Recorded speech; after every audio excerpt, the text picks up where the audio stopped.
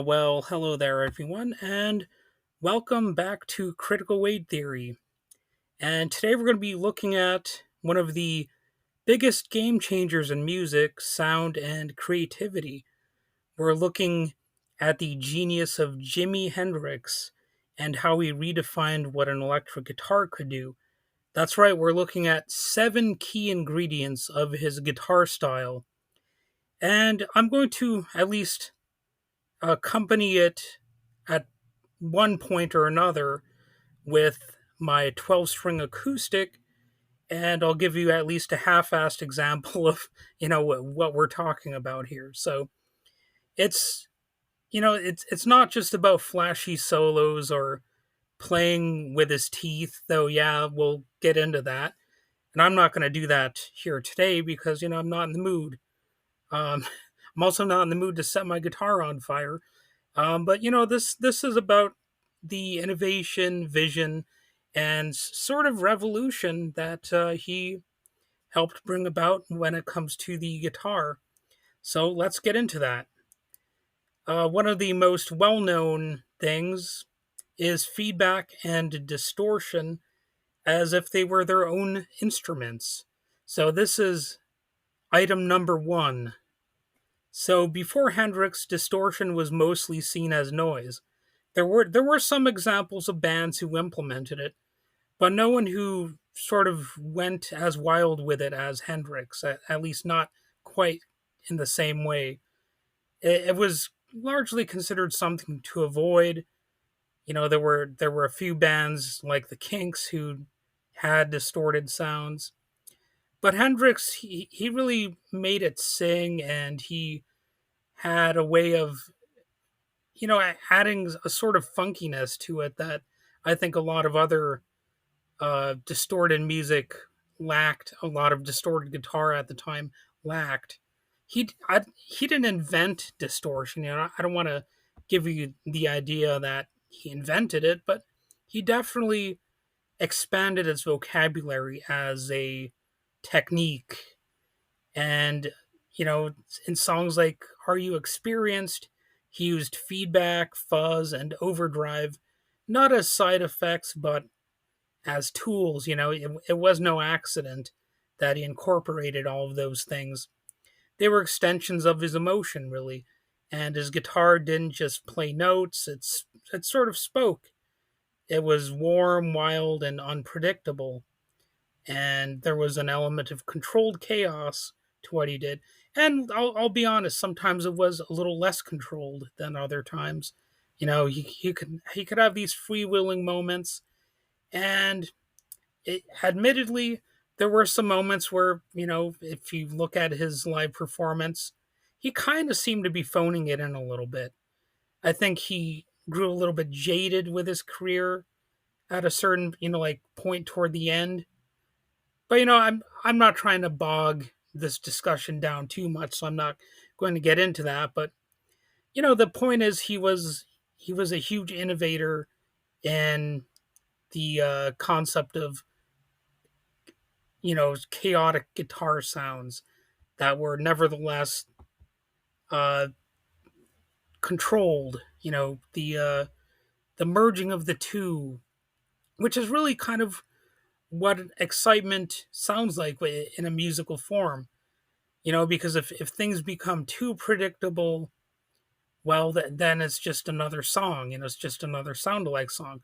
But if you have an element of unpredictability, it's just like a movie or something. You're less likely to fall asleep. It'll more likely invigorate you and keep your interest and that sort of thing. And of course, that's one of the reasons why loud rock music came into being in the first place. It wasn't just rebellion or whatever, it was also just to prevent the audience from being bored, to sort of make them listen. Because if you crank up the volume and, have all of these interesting, unpredictable elements, it becomes more of a draw. And all right, I'll move on to option number two here: the use of effects pedals as creative tools. Now, as with the other entry here.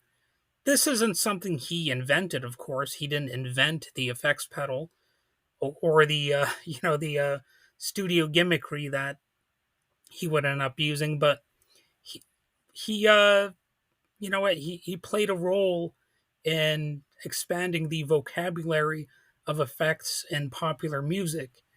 You've probably heard Voodoo Child's Slight Return. If you're a Hendrix fan, you've certainly heard it. And there's a signature wah wah part. Well, the wah is a pretty prominent part of the whole song, but the intro is something that everybody's familiar with. Part of what makes that iconic is the use of the wah to alter the sound. Hendrix didn't invent the pedal, but he owned it, in more ways than one. He also experimented with the Octavia effect, the Univibe, and fuzz pedals, creating textures that felt ahead of their time. And even now, they still might seem innovative to a person who has never heard Hendrix before. And if they maybe compare him to contemporary guitarists, he still might have a few tricks up his sleeve that a lot of these other guitarists don't really apply. So he didn't use effects for novelty, he used them sort of like a painter uses color or a certain brush technique or what have you. So, entry number three, I kind of hinted at this, but he also used the studio as a playground. In the studio, Hendrix wasn't content to just hit record, he bent reality, in some ways, literally sounding like he was bending reality. And that was sometimes through tape manipulation, backward recording, flanging, and stereo panning. And if you've ever recorded something and you have a studio program like software or something, you should try monkeying around with the panning effects, and you'll find out how even something as simple as that can actually significantly change how your piece of music can sound. Because if you got one thing panned in one direction and the other panned a different way, you'll see, oh, that actually changes how the ear hears it. When one thing can be enhanced, another can be sort of minimized. Well, you get the idea, I'm sure. And Hendrix was definitely a big influence on that sort of technique in the studio. So listen to Are You Experienced or 1983, A Merman I Should Turn to Be. They sound like someone trying to capture a dream on tape and somehow pulling it off. So the other big one, and this is where I'm going to get my guitar out now, is the blending of rhythm and lead. He was like, why not both? And you know what? I'm sort of on the same page. I'm not trying to copy Hendrix when I play guitar, but I never really understood the strong need that a lot of guitarists feel to sort of put those two things in their own category. Like, why not more often blend rhythm and lead playing? You don't really need to have a separate box for those things. And I think a lot of guitarists are sort of missing out when they try to do that. Instead of sort of narrowly defining your playing in rigid ways like that, you can sort of branch out and really just merge the two approaches. And I would say just kind of have a naturalistic approach to your style. That's really one of the other differences between Hendrix and many other guitarists. Sure, he could do a lot of the theatrics and stuff like that, and those could obviously sound a little bit wild or altogether crazy at times. But I think a sort of underexamined part of his playing is also how subtle he could sometimes be and naturalistic. He would often play for the song. He would actually uh, show restraint and blend the rhythm and uh, lead lines together. And another neat thing about doing that is you don't necessarily need to do two guitar parts. You can find a way to do it with just one guitar. So it's something he might have actually started doing a little bit because he didn't want to do overdubs as often. So he probably tried to find his own way to innovate and sort of incorporate these lead sounding elements in his rhythm playing. So it's really where Hendrix flexed. He merged rhythm and lead guitar into a fluid language. You hear it all over Little Wing, for example. It's a shorter song, but it's considered one of his masterpieces for the reason that it really had that fluid feel. It felt natural. Nothing about that song really feels forced. And whereas rhythm playing sounds like fluid lead lines, and he embedded melody into the rhythm and all of that. And another thing on this note is his chord voicings, especially the iconic dominant 7 sharp 9, aka the Hendrix chord, which became part of the stereotypical Hendrix sound. And I'm going to try to play that right now. Hopefully, it'll pick up here.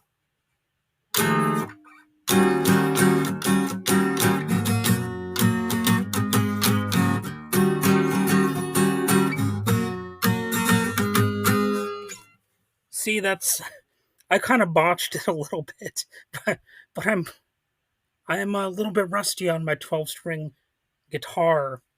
But that's what I'm talking about. It's an iconic chord, and you can actually play it an octave higher, which sounds really cool too. It'll take a little bit for me to actually, like get this right.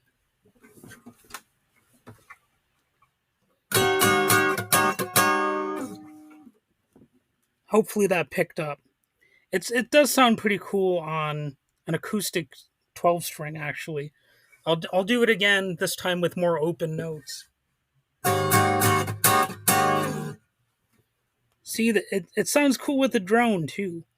So he wasn't just a soloist, he was sort of like a whole band unto himself, which is what you could say about a lot of these classic rock guitarists. They they sure benefited from having a band, but they were sort of like their own full band even without the accompaniment. So, element number 5, the theatrics that actually meant something. So, talking about showmanship, it's one of the things people most know about Jimi Hendrix. Playing behind his back, using his teeth and his tongue. There's footage of him playing the guitar with his tongue, which, in my opinion, would be trickier than using your teeth, maybe. And he, of course, set his guitar on fire, something I wouldn't recommend unless you have, a an ambulance on standby and a fire crew to deal with the possibility of things going wrong. But these weren't just gimmicks, they were extensions of how completely Hendrix commanded the instrument. Of course, some people did dismiss them as gimmicks, and there's a famous performance of the song Machine Gun, which Hendrix deliberately performed while standing still because one of his critics told him he can't, dominate the stage with just the music. So he was like, well, I'm going to prove this effer wrong. So he tried to remain still and he gave a blistering rendition of Machine Gun. So, he wanted to be, not just totally dependent on gimmicks, but he also expanded the theatrical element of, the rock band. And live, he made the guitar look like a living thing almost, like the version of Star Spangled Banner. It's a very chaotic and frantic sounding piece, but that's sort of the idea. He was emulating the sounds of war in a way with just using his guitar. And From what I can tell, he didn't even use a lot of effects or whatever. It's mostly just feedback. Now, of course, in a way, distortion is an effect unto itself and amplification.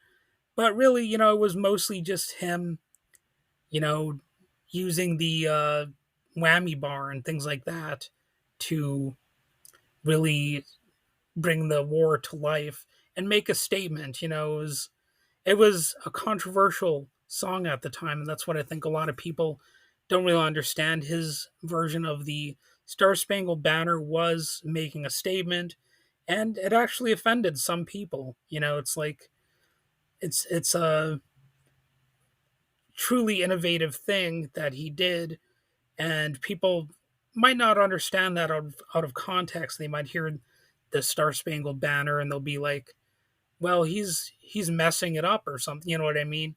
And that's sort of the point. He was deliberately playing it in sort of a mangled and war torn manner, with the suggestion that the country, may barely survive, but maybe it will survive, past the Vietnam War. And he still sounded incredible while doing that.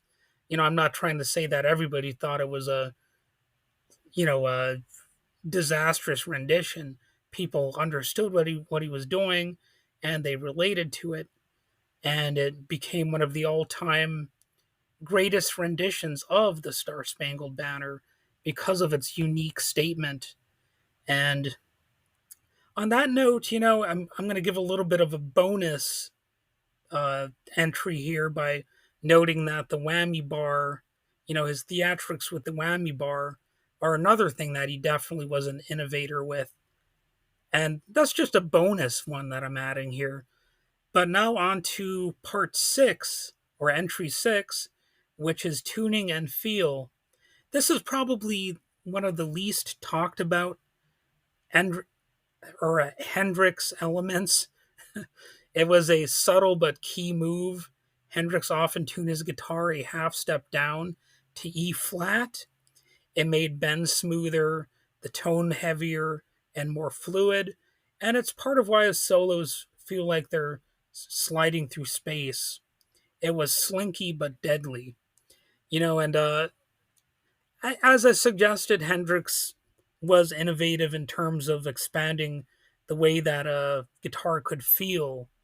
It was more of a, I guess, an adventurous instrument than it was previously. He made it so that you could soar with it more than a lot of guitarists previously attempted to do. Don't get me wrong, there are always innovative guitarists who could use the guitar to take you on an adventure, but he really brought it more into like a somewhat heavier rock context, and he made it seem very versatile. And a lot of people, they don't realize that the tuning was a part of that. The way that he had more flexibility by tuning down a little bit. So, all right, now we're on to entry seven, which is improvisation, usually with intent. Now, Hendrix could shred. That's something a lot of shredders themselves would deny. They would say, oh, he can't shred. He actually could play fast, and he could, you know, he might not have been the fastest gun in the West, so to speak, but he could hold his own. But he wasn't about speed for its own sake, really. His solos were expressive, drawn from blues, jazz, and psychedelia, and perhaps something spiritual. I'm sure he had some sort of spirituality. I mean that's sort of the image he conveys in his lyrics a lot of the time. And every bend, every slide, and every whammy bar theatric felt like it meant something, like a conversation, not just a performance. Well, maybe not everything. I don't want to mythologize him too much and say, oh, he never had a weak moment on stage or anything like that. That might be a little bit too much, praise even for Hendrix. to say that he never, did anything wrong or whatever. But nevertheless, he did good enough. I'll just put it that way. As Jerry Garcia put it, improvisation is not the expression of accident, but of deep conviction. And he really would tend to show that on the stage. So the bottom line here is that Jimi Hendrix didn't just play the guitar, he expanded its language, technically, emotionally, and sonically. He made distortion emotional, effects musical, rhythm melodic, and solos spiritual. He didn't really follow the rules as much as he wrote new ones, and that's why he is really such an innovative force and why some people consider him still the greatest guitarist.